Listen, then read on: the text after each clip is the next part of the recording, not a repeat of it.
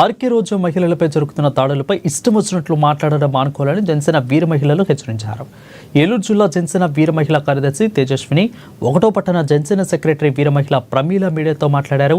ఇక రోజా వ్యాఖ్యలను ఖండిస్తూ తీవ్రంగా హెచ్చరించారు.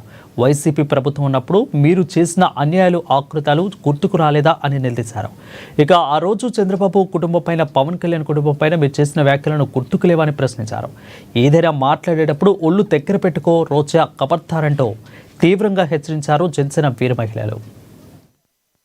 తర్వాత రోజక్క తన కన్నీరు కారుస్తుంది.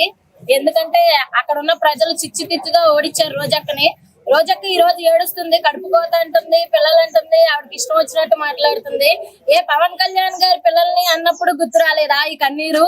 చంద్రబాబు నాయుడు గారి వైఫ్ ని అన్నప్పుడు గుర్తు రాలేదా ఈ కన్నీరు?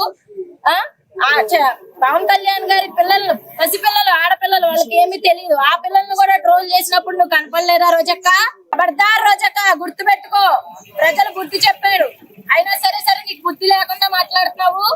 రానున్న రోజుల్లో డిప్యూటీ సీఎం గారినైనా సరే, సీఎం గారినైనా నోటుకొచ్చినట్టు వాగుతున్నావు, నోటుకొచ్చినట్టు ఏది పడితే అది మాట్లాడుతున్నావు. రాష్ట్ర ప్రజలందరూ నీకు సమాధానం చెప్తారు.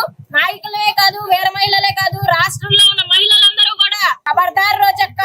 ఆడవాళ్ళు మర్చిపోయారు. నేను తెలియజేస్తున్నాం, జనసేన వీర మహిళలుగా, జనసేన కార్యకర్తలుగా, జనసేన పవన్ కళ్యాణ్ గారు అనుకుంటే ఒక అంటే ఆయనకి ధైర్యం, ఆయన ముందే చెప్తున్నారు మీరే నా ధైర్యం అని. మేము ఆ ధైర్యంతోనే మేము మాట్లాడుతున్నాము. ఒళ్ళు దగ్గర పెట్టుకోకపోతే ఇప్పుడు 11 సీట్లకే పరిమితమైన మీరు 0కి రావడానికి రెడీగానే ఉండండి.